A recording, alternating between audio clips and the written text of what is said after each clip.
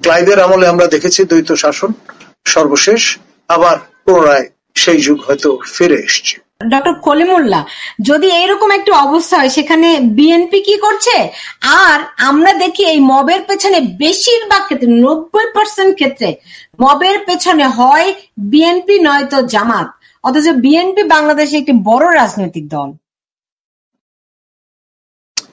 দেখুন, পৃষ্ঠপোষকতা যেটা, সেটি সর্বোচ্চ পর্যায় থেকেই প্রদান না করলে কোন ক্রিয়াশীল রাজনৈতিক দলের নেতা কর্মীর পক্ষে এটি কার্যকর করা সম্ভবপর নয়।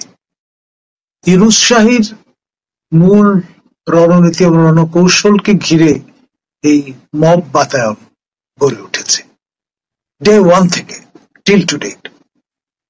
কিছুদিন পর পর তারা আবার এই জিগিরটা তোলার জন্য অঙ্গুলি হেলন করেন, এবং এটার নেতৃত্ব কিন্তু দেশের বাইরে অ্যাসাইন করা আছে এই সোকল্ড শ্রীমান পিনাকি ভট্টাচার্যকে। তিনি সেখান থেকে হাত পা নাড়িয়ে অঙ্গভঙ্গি করে চোখ রাঙিয়ে তারপরে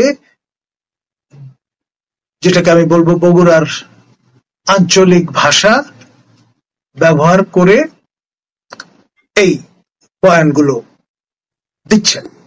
এখন লক্ষ লক্ষ লোক মন্ত্রমুগ্ধের মতো এই বয়ান শুনে অভ্যস্ত হয়ে যাওয়াতে, মানে অভ্যস্ততার একটা ব্যাপার আছে, আপনি যদি চায়ের অভ্যাস করে ফেলেন চা আপনাকে খেতেই হবে, সেরকম একটি জায়গায় পিনাকি পৌঁছে গেছেন। এবং প্রচুর লোক আমি দেখেছি যে মাথায় টুপি পরে তারপরে হাতে তসবি নিয়ে কিন্তু আপনার পিনাকির এই বয়ান শোনে। এটা ধ্রুব সত্যি। এবং অনেকে ভাবেন যে ভদ্রলোক যেহেতু মুসলমান কন্যা বিয়ে করেছেন, আমাদের দামান এক। দ্বিতীয়ত যে বিষয়টা আমরা জানি যে শরীয়ত মোতাবেক আনুষ্ঠানিকভাবে হলেও তাকে হয়তো শাহাদা বা কলেমা পড়তে হয়েছে, ফলে এক ধরনের রিচুয়াল পালন করার মধ্য দিয়ে তিনি আন্তরিকতার সঙ্গে ইসলাম হয়তো গ্রহণ করেননি। আপনার যেমন বলা হয় যে আমাদের প্রফেসর ইউনূস বিবাহের সময় রাশিয়ান অর্থোডক্স চার্চে অনুবর্তী হয়েছেন, হয়তো আন্তরিকতার সঙ্গে করেননি, তিনি রিচুয়ালি সেই মন্ত্র হয়তো উচ্চারণ করেছেন বা ক্রিস্টিং তার হয়েছে, whatever, I am not sure. তো আপনার এই যে বিষয়গুলো, সেগুলো একান্ত ব্যক্তিগত বলয়ের বিষয়। এখন পাক হানাদার বাহিনীর লোকজন ৭১-এ পুরুষ মানুষ দেখলেই আপনার নিম্নাঙ্গ দেখবার চেষ্টা করত, আপনার লুঙ্গি সরিয়ে, যে তাকে সার্কামসাইজ করা হয়েছে কিনা। এখন এই কাজ কে করতে যাবে? আপনার কার ধরে কটা মাথা? আপনার আমাদের পিনাকি ভট্টাচার্য সার্কামসাইজড হয়েছেন কি হননি? মানে এটা কিন্তু ম্যান্ডেটরি। আপনি যদি ইসলাম গ্রহণ করেন, আপনার যত বছর বয়সী হোক না কেন, এটা আপনাকে করতে হবে। এটা জুইশ ট্র্যাডিশন। আপনার এমনকি রয়্যাল ফ্যামিলি ব্রিটেনের, তারা রিচুয়ালি এই কাজটি করে থাকেন। এটা রয়্যাল ট্র্যাডিশন। কেন? সেই সিমেটিক রিলিজিয়ন থেকে উৎসরিত হয়েছে। আমরা সবাই প্যাট্রিয়ার্ক হিসেবে হযরত ইব্রাহিম আলাইহিস সালামের পরবর্তী। তো ফলে আইজাকি বলেন, ইসমাইলি বলেন আলাইহিস সালাম বৃন্দ, কিংবা আপনার হযরত ঈসা আলাইহিস সালামের উম্মতি হন না কেন, আপনাকে কিন্তু ওই ট্র্যাডিশন মেনটেন করতে হচ্ছে। কমনাররা ক্রিশ্চিয়ানিটিতে হয়তো সেটা আর মেনটেন করতে পারছেন না বা ধরে রাখেননি। এখন পিনাকি হয়তো নিজ থেকে বলতে পারবেন যে আসলে তার ক্ষেত্রে কি ঘটেছে।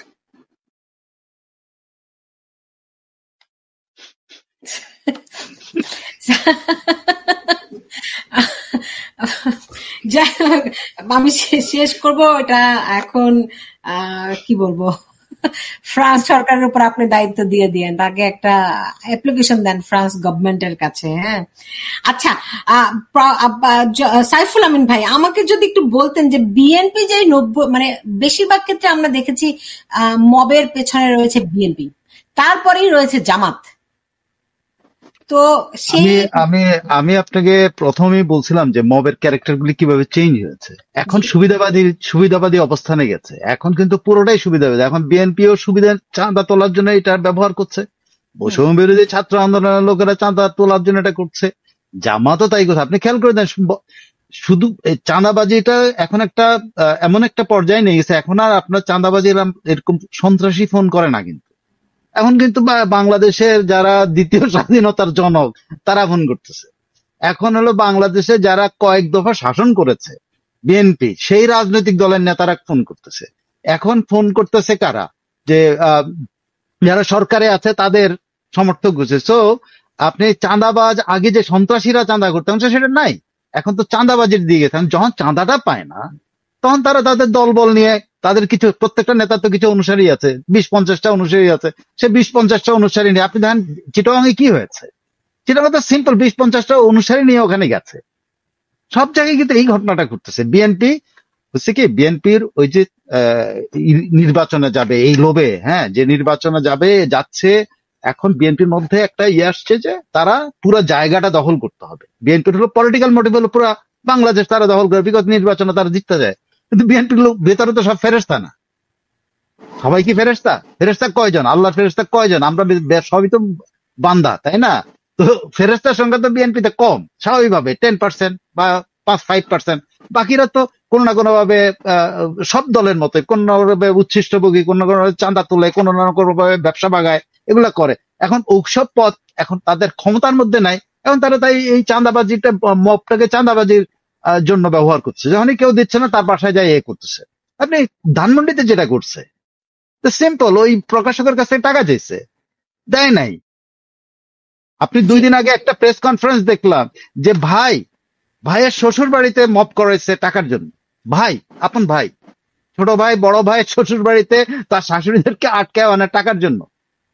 তো মব ব্যবহার হচ্ছে কিসে? এখন বুঝতে পারছেন, চেষ্টা হলো রাজনৈতিক ভাবে বিএনপি মাঠে থাকার জন্য, যে বিএনপি সব নেতাকে বলছে সেটার সুযোগ নিচ্ছে বেশিরভাগ নেতা চাঁদাবাজির জন্য।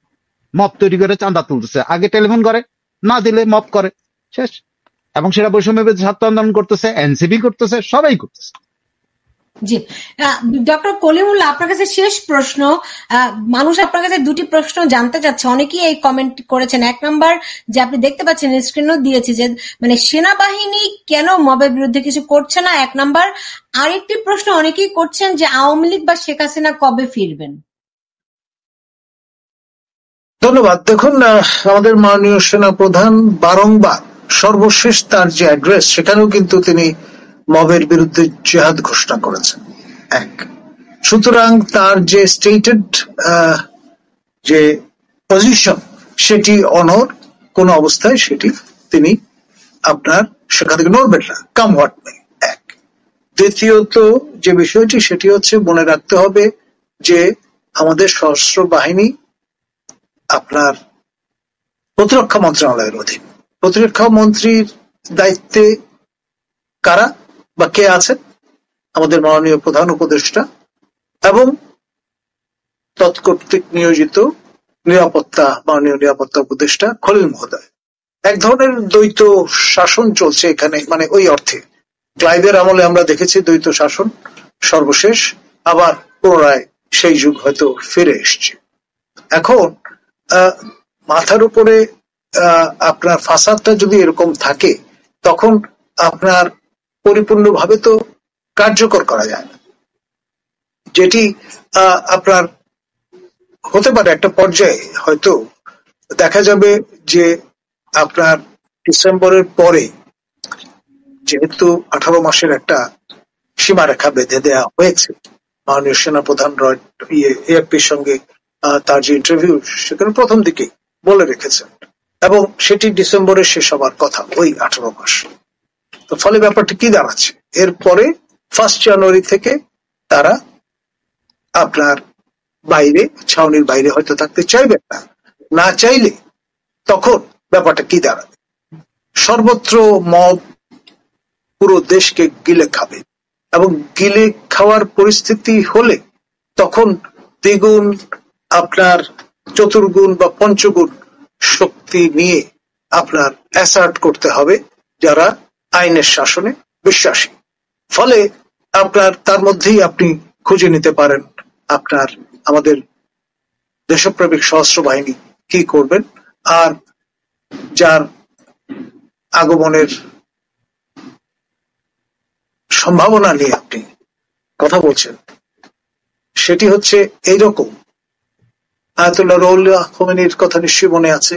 তাকে প্রথমে ইরাকে নির্বাসনে পাঠানো হয়েছিল, পরে ফ্রান্সে থিতু হয়েছিলেন। সেখান থেকে তার যে আগমন, তার অবশেষ কিন্তু লিগেসি এখনো ইরান বহন করছে। আবার রেজা শাহ পাহলভীর পরিবার তারা চলে গিয়েছিলেন, তাদের বংশধরেরা এখনো কিন্তু ওয়েটিং ইন দেয়ার উইংস। রাজনীতিতে শেষ কথা বলে কিছু নেই, ক্ষমতা কারো মৌরুষি পাট্টা নয়।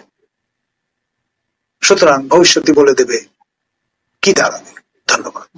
জি, বুঝতে খুব স্পষ্ট করেই বলেছেন, এর চেয়ে বেশি আর স্পষ্ট কি বা বলা যায়। আমি শেষ করব সাইফুল আমিন, আপনি যদি একটু বলতেন আমাকে, যে সবাই যদি জানতে চায় যে মানে আওয়ামী লীগ বা শেখ হাসিনা কবে ফিরবে, 1 নম্বর।